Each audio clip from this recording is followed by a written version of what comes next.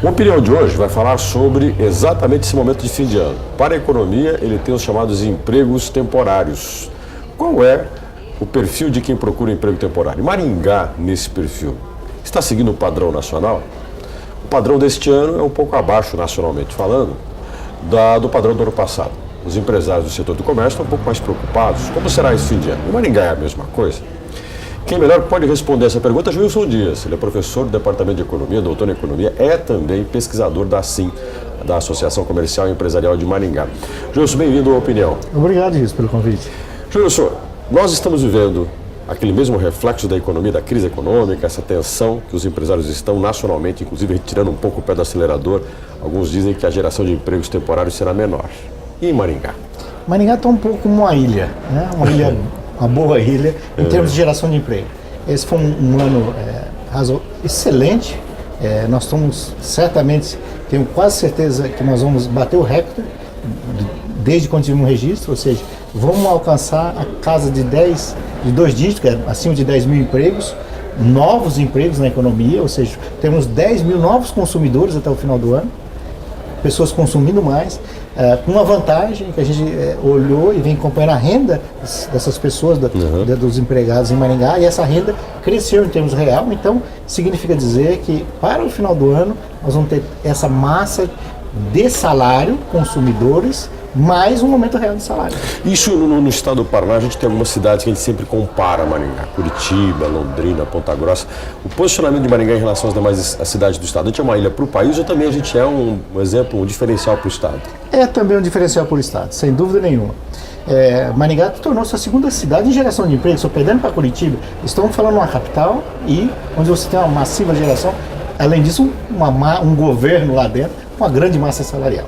Então, sem dúvida nenhuma, em comparação relativa, Maringá hoje seria, em termos relativos, a cidade número 1 do estado em termos de geração de emprego. Qual setor está gerando mais emprego hoje em Maringá, Gilson? Na atualidade, sem dúvida nenhuma, é o comércio. O mais importante de setembro. Mas ao longo do ano, a gente tem, sem dúvida nenhuma, o serviço. O serviço de apoio à atividade econômica, os serviços em geral de crescimento na área de saúde, educação, tem levado a nossa cidade a conquistar, a crescer em termos de emprego ao longo do ano. Qualificado esse trabalhador? Você hoje não tem como não ser, ou seja, o mercado está buscando, a gente está terminando até um estudo sobre isso do Brasil como um todo, e a gente percebeu, para ter uma noção, enquanto o qualificado cresceu ao longo dos últimos 10, 15 anos, desde a década de 80, vem crescendo, pessoas que estavam frequentando nível superior, entendeu? Ou tem nível superior, ele vem crescendo. Esses têm sempre emprego. O nível intermediário cresceu numa proporção menor, que são as pessoas de segundo grau completa, esse está em falta no Brasil, os técnicos em geral, está em falta, nós não temos. E o pessoal que tem até ensino fundamental decaiu muito a proporção deles no mercado de trabalho. Então, o ensino fundamental hoje, isso pensando em âmbito nacional ou em Maringá? No âmbito nacional, no âmbito nacional está acontecendo. Maringá é da mesma forma, a gente tem acompanhado, inclusive as pessoas com qualificação em Maringá é superior que a média nacional. Sem dúvida nenhuma, você vê esse reflexo aqui em maior proporção ainda. Pessoas que nós olhamos agora, as pessoas que estão desempregadas no negócio, que aparecem na nossa pesquisa, são a grande maioria, predominantemente pessoas até ensino fundamental. O Maringá tem um perfil na conversa que nós já tivemos, inclusive na CBN, você falou que o perfil do maringaense hoje é AB, predominantemente AB, um pouco também diferente do que é o perfil social de parte considerável do país. Isso ajuda a impulsionar essa ilha, que você fala, essa ilha positiva? Esse é um círculo bacana, né? Que é aquela espiral, né? Você tem qualificações, tem os melhores empregos, você tem isso e com isso forma uma espiral. Essas pessoas demandam mais e, consequentemente, é um benefício crescente para toda a economia. Sem dúvida nenhuma, você ter pessoas da classe A e B, A1, A2, B1, B2 em Maringá, relativamente ao Brasil, que é C1, C2, nessa faixa, a grande maioria, é um diferencial muito grande, porque você tem uma demanda proporcionalmente em termos para a mesma quantidade de pessoas maior do que a média nacional. Justo, a gente tem reparado que o mercado maringaense ele tem apresentado novos tipos de investimentos, novas empresas estão chegando. Uma dessas que tem investido muito em Maringá é Atacado e Atacavarejo, que eles chamam, que tem crescido muito essas empresas. Praticamente grupos novos, grupos nacionais têm investido nisso. Qual a sua avaliação em relação a esse novo tipo, novo modelo econômico que tem ganhado força aqui? Bom, essa é interessante disso, que é quase uma característica nossa. Nós já fomos no passado um atacado, onde você tinha pequeno e abastecer uma região muito maior de comércio, esses atacados. E com o tempo desapareceu porque surgiu outras fronteiras, outras produções, especialmente Minas Gerais, acabou sendo predominante. Mas depois voltou no interior de novo, porque essa região começou a crescer e precisou novamente desses atacadistas abastecer então uma região menor, mas muito mais crescente, muito mais demandante em termos de produtos. E nós sempre tivemos essa combinação de atacado varejo. Isso é uma característica de demanda do maringaense, da região de Maringá, da nossa região, do nosso polo. Então isso sempre vai ser favorável, ou seja, você vai ter sempre essas pessoas que buscam comprar em quantidade, aquela compra mensal que predominou gerações passadas, o pessoal que vivia no sítio, isso passou, ainda hoje é predominante. Por que essa característica? Bom, ela é associada essas pessoas ao longo período de inflação. Quando você tinha inflação muito alta, as pessoas, o que elas faziam? Pegavam o salário e convertia automaticamente em produtos. Era a outra forma de você preservar seus salários. Essa era a forma mais fácil e direta. Então, se você tivesse essa prateleira cheia no começo, com o salário, essa característica de demanda predomina ainda hoje, no Brasil como um todo, e em especial na nossa região. Então nós estamos vendo um momento de maior responsabilidade do consumidor. Você faz muitos trabalhos com o consumidor. Você acha que o consumidor está mais responsável? Ele está mais lúcido em relação ao gasto dele? Ainda não. Nós temos um problema em Maringá e região, essa é a grande diferença. Enquanto a média no Brasil é 42%, 44% da renda em termos de com financeiro, compras, né? De a prazo ou com dívidas de cartões. Endividamento da renda. Da renda, quer dizer, em Maringá chega a 58%. Então, é um pouco maior, ou seja, as pessoas em cá começam a melhorar a renda mais e estão buscando um crédito como forma de antecipar. Então a gente viu nesse ano um pouco de crescimento superior à média, a gente tem 5, 6% de inadimplência, com 3% de perda, 2,5%, 3% de perda, e nós já atingimos algumas fases, alguns períodos, chega a 10%, até 11%, e um pouco da perda chegando a 4% de perda. Então as pessoas estão um pouco ansiosas, você acha que elas deveriam segurar um pouco o freio? Eu acho que sim. O que nós percebemos quando você passa de classe social muito rápido, como aconteceu no Maringaense e no Brasil como um todo, a gente percebeu assim, crédito, você começa a ver a capacidade de compra do teu crédito, e o cartão vem a somar. Então você agrega a tua renda, o cartão de crédito, o valor que você tem de cartão de crédito. Qual a consequência disso? Sem dúvida nenhuma. E a razão disso é muito simples. Você não é uma pessoa educada financeira na escola. Não tem. Nós não temos educação financeira nas escolas. Então, como é que é a nossa educação financeira? É ao longo do dia a dia. É na base do experimento, do learn by doing, ou seja, aprendendo fazendo. E com esse processo de aprender a fazer, significa dizer que algumas pessoas compram mais. E nós temos percebido essas dívidas, essas pessoas que entram, 57% delas dizem, olha, eu comprei por puro desatento ao meu controle financeiro. Não era uma necessidade, comprei por impulso. Você comprou por impulso, acabei gerando aquela perguntinha básica que eu não fiz, e acabei comprando, entendeu? Então, mas isso, eu digo que vai ser um período passageiro. Daqui 5, 6 anos vamos ver cada vez mais, e aqueles indivíduos se ajustando mais. Nós estávamos conversando um pouquinho sobre as novas gerações de consumidores, e nós estávamos conversando sobre os setores que crescem em Maringá, e você estava colocando para mim vários setores que estão crescendo. Você colocou, por exemplo, restaurantes, as pessoas estão comendo mais fora, e existe um perfil de um novo consumidor. Você ainda colocou para mim hoje, antes da nossa entrevista, que tem um consumidor mais conservador hoje.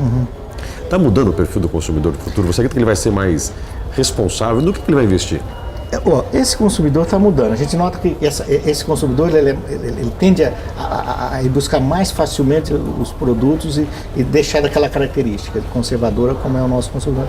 Por exemplo, nos jovens, esses mais jovens, essas gerações, você vai ver, na faixa até 35 anos, nós vamos perceber. E principalmente os mais jovens ainda, a gente vai ver cada vez mais essa demanda, e essa capacidade de consumir maior. Porque são jovens educados, possuem uma característica diferenciada das anteriores, são a geração que não tiveram as necessidades, não passou por inflação, não passou por essas características de crise. Então o que eles percebem é o seguinte, mesmo como nós estamos em crise agora, aqueles maringaenses não perceberam que não chegaram a tê-los. Nós temos geração de emprego mais fácil, está crescendo mais crescente, oportunidades para o primeiro emprego muito crescente em Maringá. Nós geramos em torno de 9 mil pessoas com o primeiro emprego.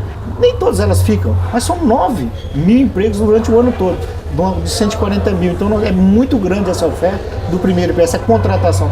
Indica que a nossa economia é uma economia que tem muitas oportunidades para a pessoa que vai buscar o primeiro emprego. Você acredita que agora, nesses empregos de fim de ano, muita gente pode segurar o primeiro emprego e entrar de vez no mercado de trabalho? A gente está falando em 2 mil novos empregos até o final do ano.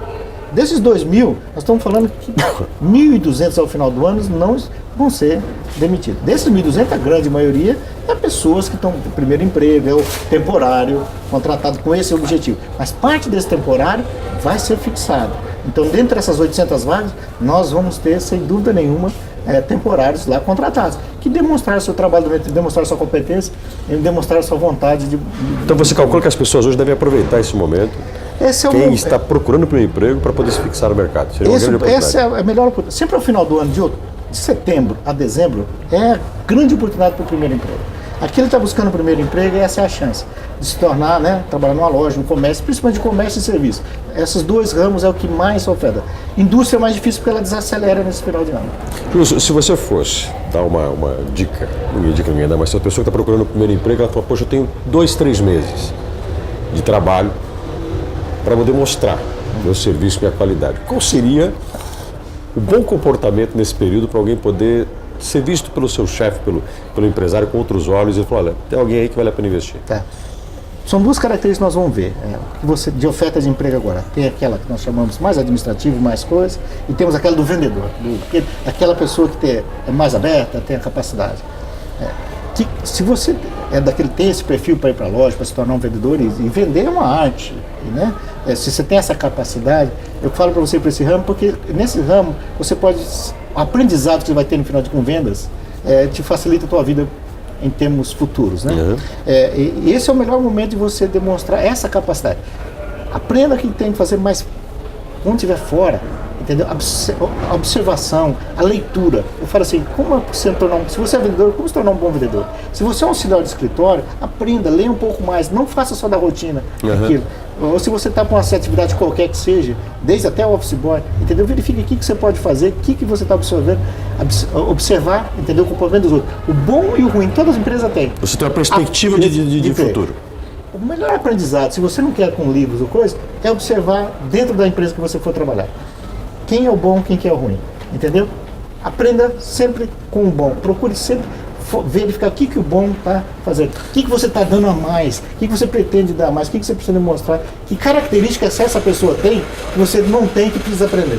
Justo, uma curiosidade minha, quem é o perfil desse jovem que procura o primeiro emprego? Quando você pensa assim, idade, grau de escolaridade, quem que é esse jovem que quer entrar no mercado de trabalho predominantemente? Esse primeiro emprego ele é interessante, não existem estudos tão aprofundados que merece. A gente olhou alguns desses 9.000 vagas, que são pessoas. A gente verificou o seguinte, são aqueles que vão trabalhar em lojas, às vezes recebem aquela primeira opção de guardar só as coisas, mas são jovens que, segundo grau, entendeu? Que não buscaram o vestibular, não fizeram o vestibular, ou que já fizeram o vestibular, mas que tem um período agora para começar a faculdade. Normalmente é um média, é uma classe B1, às vezes, aquele jovem que quer buscar o seu recurso de forma independente, que vai buscar a sua primeira oportunidade de trabalhar até 3 meses. Às vezes, uma grande parte deles que só vão trabalhar esses 3 meses mesmo. A gente já ficou surpreso, às vezes não estão buscando essa continuidade no emprego. Ele está ciente que vai ficar só esses 3 meses. Você vai pegar uns 20, 30% que ele quer ficar só esses 3 meses mesmo. Então a parte que é aquele jovem que está ou é de uma cidade vizinha, ou que terminou o segundo grau, ou que queria mudar, entendeu? Que está ali tentando a sua primeira oportunidade, entendeu? Então ele vai buscar. Nós aprendemos, a grande maioria desses jovens é pessoas que têm segundo grau, que é bom. Tem uma parte desses jovens que tem um primeiro grau só. Eles têm muita dificuldade de fixar após o primeiro. Inclusive, um dado que você colocou agora há pouco, ou seja, nós temos hoje uma mão de obra mais qualificada, pessoas que têm ensino médio ou ensino superior. Exatamente. Então, quando você vai ver uma parcela que é esse grupo de pessoas vão ser bem distinto. A gente observa que aquele que foi tentar o primeiro emprego, que só tem o primeiro grau, entendeu? Ele buscou, normalmente, ele tem muito mais dificuldade de se fixar do que aquele outro que tem só o segundo grau. Conversei com o Wilson Dias, ele é pesquisador da Associação Comercial e Industrial de Maringá, Associação Comercial e Empresarial de Maringá. Wilson Dias, ele também é professor de Economia da Universidade Estadual de Maringá. Wilson tem uma série de pesquisas que envolve índice de felicidade, consumo, e hoje falou um pouquinho conosco sobre os empregos gerados agora no final deste ano. Wilson, muito obrigado pela sua presença aqui no Opinião. Que é isso, eu que agradeço a opinião, por ter me recebido. Até o nosso próximo programa.